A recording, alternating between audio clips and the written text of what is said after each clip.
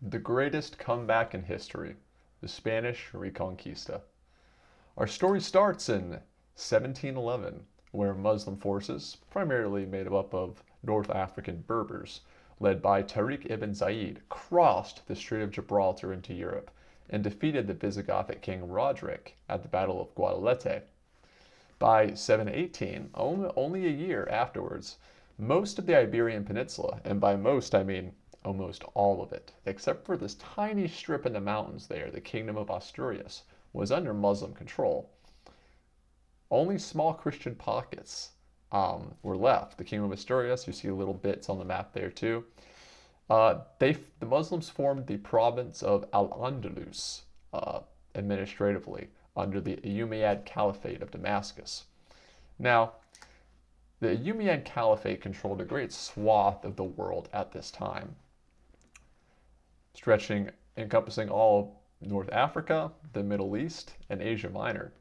The Caliphate and the armies of the new religion, Islam, had swept away the Persian Empire, Catholic Egypt, and the Catholic North African states, the Kingdom of Jerusalem, and other European countries and colonies in the area. They had swept them all away and formed them under the Caliphate. They were ruled by the Caliph, their emperor, Muslim emperor, so to speak. They were possessed of the largest empire in the world at that time and were quite advanced due to the classical era writings they'd acquired from the libraries of Egypt and Greece. It's often said that while Europe is in its dark ages, the Muslim world was entering their own renaissance of a type. Now, moving along a bit here, we get to Charles Martel, the man himself. As we saw in that first slide, all of Iberia was under Muslim occupation, and it pushed up against the Frankish border.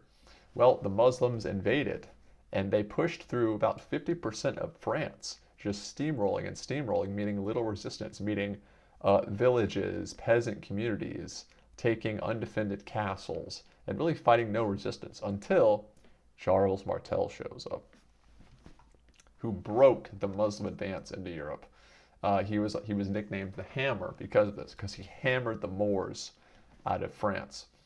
Charles Martel was the Frankish mayor of the palace. And what this meant, when you hear mayor, you think of the leader of a town. Well, being mayor of the palace during this time in the Carolingian Empire was more like being the prime minister of the country. Being mayor of the palace means you were the direct advisor to the king, and Charles Martel himself was of the royal line. He was a highly placed nobleman and was making military decisions. So he was both governor and general and prime minister, kind of rolled into one in the Frankish territories. He led a decisive victory against the Muslim forces from Al-Andalus at the famous Battle of Tours in 732. The Muslim army was led by Abdul Rahman al-Ghafiqi, the governor of Al-Andalus, the primary overseer of the whole province of conquered Iberia. He had crossed the Pyrenees to raid and potentially expand into Frankish territory, and he had gotten through about 50% of it without much resistance. Martel's forces, primarily infantry, defeated the Muslim cavalry heavy army, killing Abdul Rahman and halting their advance. This battle is widely regarded as a turning point that stopped the northern expansion of Muslim rule from Spain into the heart of Europe, preserving Christianity in the Frankish realms. Now, I'll go into this a bit later, but the big reason for this is because of the composition of the two forces. The Muslims had a big advantage in their mobility and their lightly armored soldiers, and the Iberians and their allies had very heavy armor that the Muslims weren't really quite used to dealing with. The Battle of Tours kind of flipped this on its head, where the Moors had pushed so far into Europe, they had to leave their slower units behind. So it was mostly just cavalry scouting ahead and taking objectives. Whereas Charles Martel, once he learned what was happening, had to pretty quickly put together an ad hoc army of the peasant levies to defend. So they had a lot of spearmen, a lot of halberdiers, a lot of skirmishers and irregulars that could really work that cavalry wedge of the Muslims into undefensible positions and really kind of trap them at the Battle of Tours. Very interesting. Now, the next slide here, there was fighting back and forth. So the Reconquista goes for 9 centuries, right? It's not just one simple period or course of times, you think of it kind of like the Hundred Years' War, where there were periods of inactivity, periods of fighting and expansion, and then another period of inactivity. After the Battle of Tours, the Muslims were beaten back a bit, and the kingdoms of Christian Spain started to form. We have Galicia, Leon, Navarre, of course, Asturias, Barcelona, and Castile started to form during this time as well. Now, after the Abbasids overthrew the Umayyads in 750, Abd al-Rahman, an Umayyad warrior, established an independent realm in Cordoba. So very briefly, the Abbasids were the other Arab group that overthrew the pre-existing caliphate. This would happen a couple times. You had, the Umayyads, the Abbasids, the Ottomans. These are the leaders and the figureheads of that first really centralized Arabic Muslim empire. Now, in 929, Abdul al-Rahman III declared the Caliphate of Cordoba, marking Al-Andalus's political and cultural peak. This is Alhambra and what people think of around that time. Cordoba became a major center of learning, trade, and culture, with advancements in science, philosophy, architecture, and other points of that Muslim Renaissance I was talking a bit about earlier. By the 11th century, Christian kingdoms like Castile, Leon, and Aragon grew a lot stronger and were able to exploit this period's bit of disunity. At this time, like in the previous slide, that huge Muslim empire had fractured a bit. The Umayyads were defeated, but Al-Andalus and their territories were kind of away from that in Europe there. So that was a totally different regime now ruling over the area of Spain. And he was kind of cut off from the rest of it. So he didn't have that huge amount, that unlimited amount of soldiers coming in. But there were always Berbers from North Africa and other levies coming in to reinforce, and mercenaries, of course, their Muslim brothers in the area. This is when we see key figures like El Cid capturing Valencia and really working between the kind of freezing cold period, the Cold War of this area, where you have the Christians and the Muslims fighting and then being chill with each other and then fighting again and sometimes fighting each other and mercenaries coming in. And that's where we come to El Cid, or El Chad, as I like to call him. A bit about him. El Cid was a noble from Castile, one of the new Christian kingdoms there, kind of right in the middle of Iberia. He first rose to prominence as a military commander under King Sancho II and later Alfonso of Castile. He served as a standard bearer and led campaigns against both the Muslim taifas, which are the Muslim rulers, the little Muslim states there. Think of them kind of like Muslim counts or Muslim barons. They're the leader. Though they aren't feudal in the same way that Europeans are, they aren't noblemen in the same way that Europeans are, these could be considered the individual principalities within Al-Andalus. He also fought other rival Christian kingdoms at that time, which is very funny. He participated in Castilian efforts to expand southward, including campaigns against the Muslim taifas. His early victories strengthened Castile's position, particularly through the collection of tributes from the weakened Muslim rulers in places like Zaragoza and Toledo.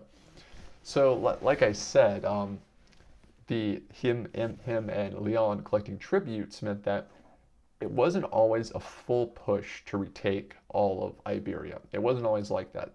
Sometimes they would conquer or annex Muslim taifas. Sometimes they would just say, hey, you become our tributary state now, because if we led a full-scale war effort, then we would be under the attack of the entire Muslim world. And we want to keep it kind of low scale for now. He was exiled from Leon after unauthorized raids and tensions with Alfonso IV, marking a turning point where he operated independently, sort of shaping his legacy and his legend throughout time. He was a mercenary in service to Zaragoza, another one of the taifas. This was under the commander al-Muqtadar and his successors, and as a mercenary leader, he defended Zaragoza against both Christian and Muslim rivals seeking to claim it, including the state of Aragon, which was rising to prominence along the southern coastline, and the taifa of Lleida, their neighbors. El Cid employed some revolutionary tactics. He fielded a mix of Christian and Muslim soldiers who were highly disciplined. He employed combined arm tactics as well, using a mix of cavalry charges, infantry, and sieges, which was a bit underdeveloped at this time. Forces were really squared away in their own departments prior to this. He captured Valencia after a long siege and established himself as its independent ruler, its princeps or prince in the Roman styling. So basically, Cid, born as a minor nobleman in Castile, gets exiled for going too hard in the paint, becomes a mercenary, and then captures his own state and creates his own little pocket of influence there in Muslim Al-Andalus, which he was a total wild man. Eventually, he did die in 1099 in Valencia, and after his death, his wife held on to the city for a while until it was inevitably abandoned to the Muslims because El Cid had pissed off the Christian kings enough to not give his wife their support when he inevitably passed on. But this is still happening in 1099, and we've got about 300 more years of Reconquista to get through. Now, as I said earlier, I'll talk about the different forces a bit for a second. The Muslim forces were mainly composed of Berber infantry. Now, the Berbers are a Arabic-like people of North Africa, though they are genetically distinct. Culturally, they're very similar, especially during the Caliphate periods. Now, the initial conquest of 711, yeah, relied heavily on Berber troops from North Africa. They formed the real bulk of the army. These were mostly light infantry and light cavalry who were used to the kind of rapid, mobile warfare that you would get in Arabia and the Levant and those rocky regions in the Caucasus. They were used to fast, mobile, lightning warfare. There were the Arab elites, the smaller but more influential Arab contingent, often from the Umayyad elite, providing leadership and officer roles. These were typically better equipped and served as commander roles or specialized shock troops and honor guards. There were the local converts, of course. You hear a lot about these during the Inquisition. As Al-Andalus kind of stabilized, the local Visigoth and barbarians, some of them converted to Islam, and their descendants bolstered the ranks, kind of like Janissaries in the Ottoman Empire. It's kind of like that. They are mostly used as garrisons to garrison the borders and forts that the Muslims wanted to hold. They had a lot of mercenary allies as well. Like I said, before the Umayyads were overthrown by the Abbasids, they had a swath of mercenaries coming in through North Africa to reinforce their armies. Now let's talk about the Iberian forces and their allies. Now, the Frankish forces, let's start with them, the Charles Martel bit. Under Charles Martel, the Frankish relied on very disciplined, very heavily armored infantry, drawn from the free landowners and the retainers of the region in the feudal way. These were very effective in set pieces like the Battle of Tours. They fielded noble cavalry, heavily mounted cavalry, which would go on to become France's trump card in later centuries. You know, France is famous for the heavy armor charges, right? Martel began integrating mounted warriors, the precursors to knights proper, composed of nobles and their retainers. The cavalry lance for thundering, bone-shattering charges as a strategy really started to emerge around this time. They fielded militia levies. Of course, these are local levies supplemented by professional troops, though not as reliable. And once again, these are seasonal troops. You raise them during the spring when they're harvesting. You have to get rid of them in winter because they have to go do stuff.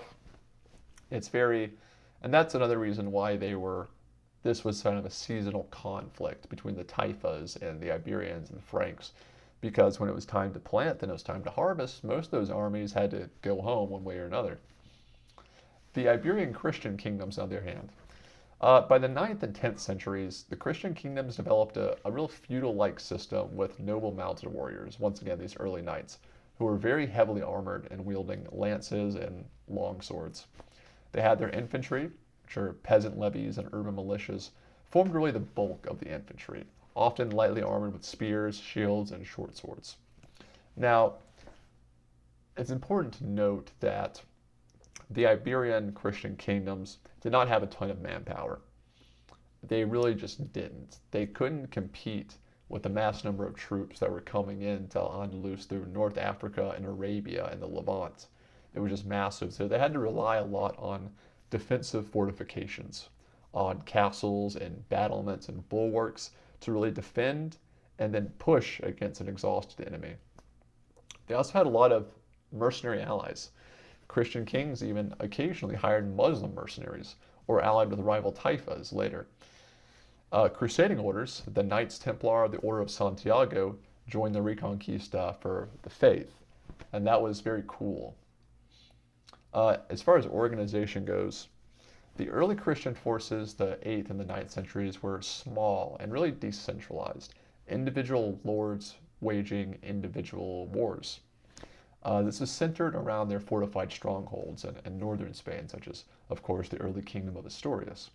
By the 11th century, Castile and Aragon developed more structured armies under the feudal system, with nobles providing cavalry and later kings raising great levies. The military orders, which came about in the 12th and 13th centuries, added more disciplined professional units who were dedicated to the Reconquista.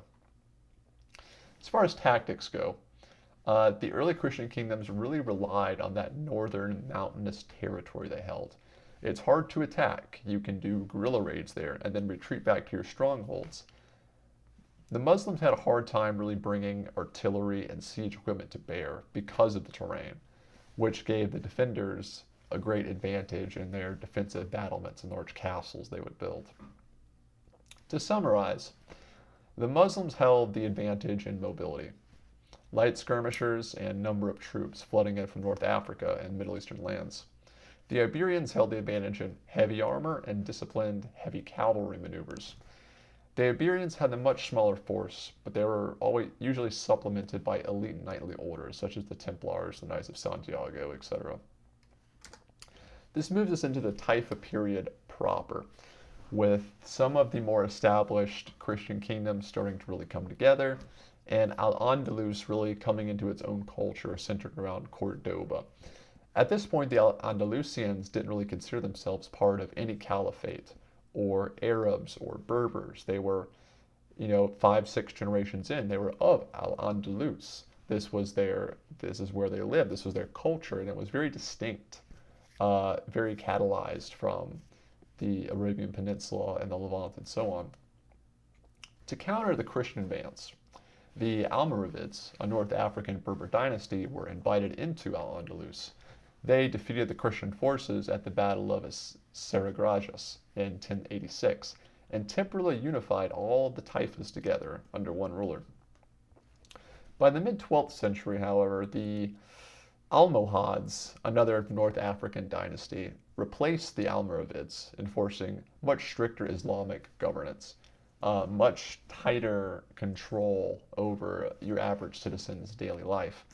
Their rule peaked, however, with victories, but were weakened after decisive Christian victory at the Battle of Las Novas de Tolisso in 1212, where the Castilians really struck a powerful blow.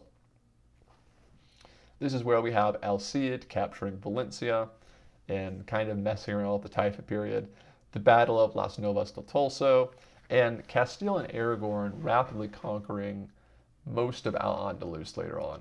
And let's talk about Castile and Aragon for a minute, because everyone knows those, right? Ferdinand and Isabella, the holy Catholic marriage that made Spain come about.